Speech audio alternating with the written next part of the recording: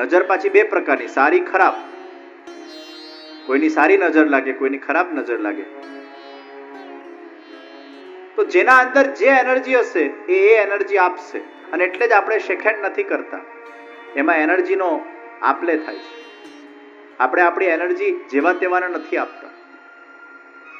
એનર્જીને આપણે સંયમિત રાખીએ છીએ, સંગ્રહિત રાખીએ છીએ. એટલે આપણે હાથ જોડીએ છીએ, એનર્જીને બંધ રાખીએ છીએ, આપી નથી દેતા.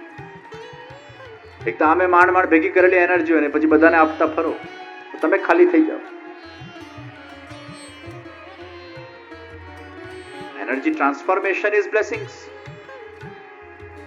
તમે કોઈના માથા પર તમારો જમણો હાથ મૂક્યો અને વેલ વિશ આપી, એટલે તમારા મનમાં જે શુભ ભાવ હતા, જે તમારી સાત્વિકતા હતી, એ તમે સામેવાળાને પ્રદાન કરી. એટલે transformation of your positive energy into N individual, that is called as blessings.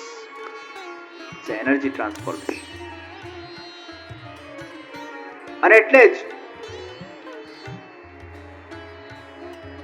કોઈના પહેરેલા કપડા પહેરવા નહીં,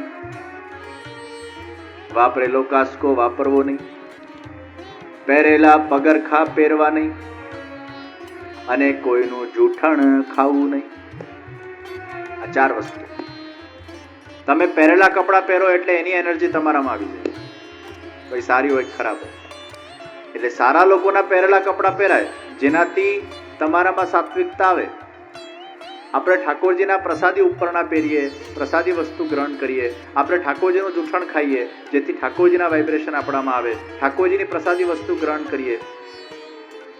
પણ જેવા તેવાના પહેરેલા કપડાં પહેરો, જેવા તેવાના ખાધેલી વસ્તુ ખાઓ, તે ડિસ્ટર્બન્સ ઊભું કરશે.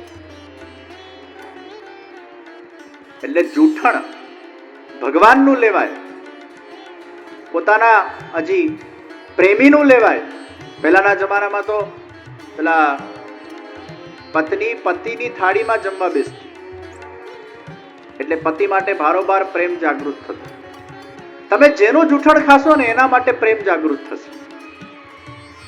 એટલે ધ્યાન રાખજો કોનું જૂઠણ ખાવું, એ તમારા બ્લડમાં જશે. તો નિશ્ચિત તમે કોનું જૂઠણ ખાઓ છો એના આધાર પર નક્કી થાય, એના માટે પ્રેમ થશે.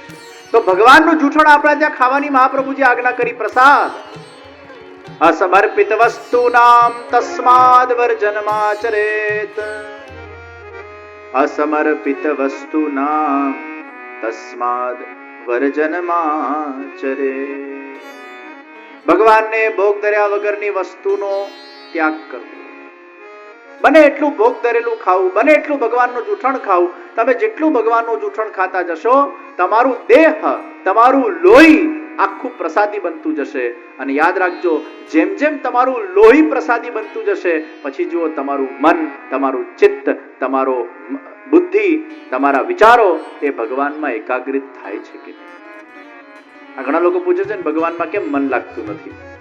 એનું કારણ છે સેવા કરતા હોય, પ્રસાદી ખાતા ના હોય. સેવા કરો, સત્સંગ કરો, સ્મરણ કરો, પ્રસાદી ભોજન કરો, આ બધા જ પરેજીઓ પાડો. ગોળી ખાઓ છો પણ પરેજી ન પાડો તો એ ગોળી અસર એટલી કરતી નથી જેટલી કરવી જોઈએ. એમ ગોળી સાથે પરેજી પડાવી જોઈએ. એમ ઠાકોરજીની સેવા સાથે જ્યારે પ્રસાદી ભોજનનો વ્યક્તિ આગ્રહ રાખે છે ત્યારે જ જઈને એનું આખો મન, ચિત્ત, રસ, એના દેહના વિષયો, એના સેલ, એનું બ્લડ, એ બધું જ ભગવદમય બને છે.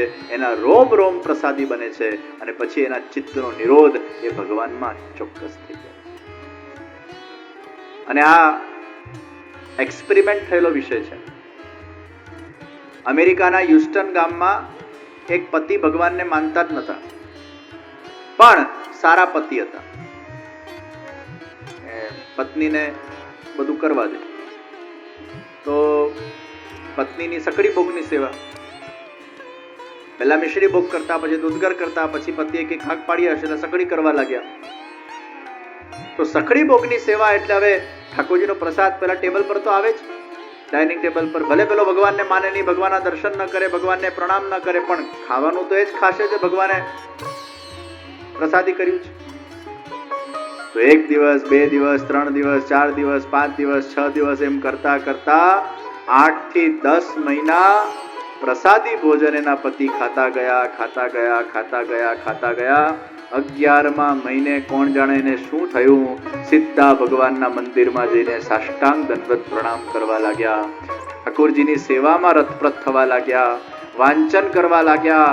અને અત્યારે એટલા જ્ઞાની થઈ ગયા પુષ્ટિ માર્ગના કે ત્યાંની હવેલીમાં 16 ગ્રંથ ઉપર ક્લાસીસ ચલાવે છે અને બીજા લોકોને પુષ્ટિ માર્ગના અંદર આગળ વધારવા માટે પ્રેરિત કરી રહ્યા છે. વિચાર કરો, પ્રસાદી ભોજનમાં કેટલી તાકાત છે. તો ભગવાનનું જૂઠણ તમે ખાતા જશો તો ભગવાન માટે ભાવ અને પ્રેમ તમારો વધતો જશે.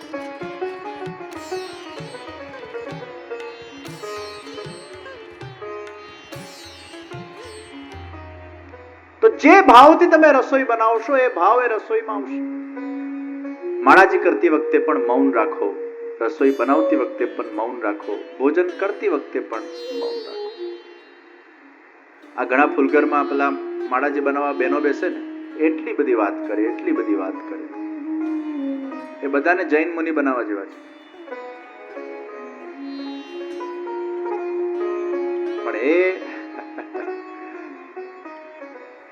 એમાંય પાછા બોલ કરે. આ પટ્ટો બાંધ્યો તો એ બોલે. એના કરતા મૌન લઈને આવો. ભગવત ગુણગાન, શ્રી કૃષ્ણ શરણમ મમ. મને તો એવું લાગે છે આ જેટલા માળા બનાવતા લોકો હવેલીમાં આવે બધાને વોકમેન આપી દેવું જોઈએ. સૌ નામ વ્યસ્ત, કાનમાં ભૂંગળું નાખીને બેસી જાય, કીર્તન સાંભળ્યા કરે, માળાજી કર્યા કરે, કોઈ નડે જ નહીં. આ બધી પ્રથાઓ પુષ્ટિમાર્ગમાં ચાલુ કરવી જોઈએ. કેમ વોકમેન પહેરીને માળાજી ના થાય? એ એડવાન્સ ટેકનોલોજીનો યુઝ થવો જોઈએ. આ દુનિયાના અંદર બધા લોકો આ બધા ક્રિકેટરોને ઘણી વાર જોતો, પેલા આમ ફ્લાઇટમાં જાય ને, બસમાં બેઠા હોય ને, અને પછી પેલું ન્યૂઝમાં આવે ઘણી વાર, હું જોઉં આ લોકો વાત કરતા નથી હોતા ને, ભૂંગળું નાખીને જ બેઠા હોય. સૌ ના વ્યસ્ત, કિસી કો પડી નહીં કોણ ક્યાં કરતા હે ક્યાં બોલતા, કોઈ વાત નહીં, ચિત્ત નહીં, ભૂંગળું નાખીને બેઠા હોય, સૌમાં વ્યસ્ત. એટલે આ માળાજી બનાવનાર જેટલા બહેનો વોકમેન આપી દેવા જેવા છે. નાખો ભૂંગળું, કીર્તન સાંભળો, માળાજી કરતા જાઓ. કોઈ વાતચીત કરવી હોય પછી ઘેર જાઓ એકબીજાના, પણ માળા કરતી વખતે પ્રભુમાં ચિંતન. अरे कुमना, जो रोटी बनाते बनाते मेरे स्वरूप का स्मरण होगा, चिंतन होगा, उसमें मिठास नहीं तो क्या खाराश हो.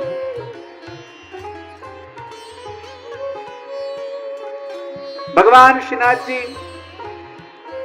ब्रजना अंदर પોતાની દિવ્ય લીલાઓને સાકાર કરે છે. ગિરિરાજની તળેટીમાં ઘણા બધા ગામો, એમાંનું એક ગામ સખીતારા ગામ. અને સખીતારા ગામમાં માંડલિયા પાંડે નામનો બ્રાહ્મણ રહે.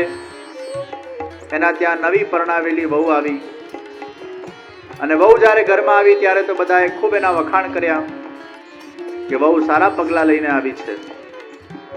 પણ હજી તો એકાદ દિવસ થયો હશે અને એ બ્રાહ્મણની ભેંસ ખોવાઈ, સાસુની છીકણીની ડબ્બી ખોવાઈ, બધું ખોવાતું ગયું. એટલે પછી બધા કહેવા લાગ્યા, આ વહુના પગલા સારા નથી, ખરાબ છે. બિચારી વહુને ટોકવા લાગ્યા, કોસવા લાગ્યા.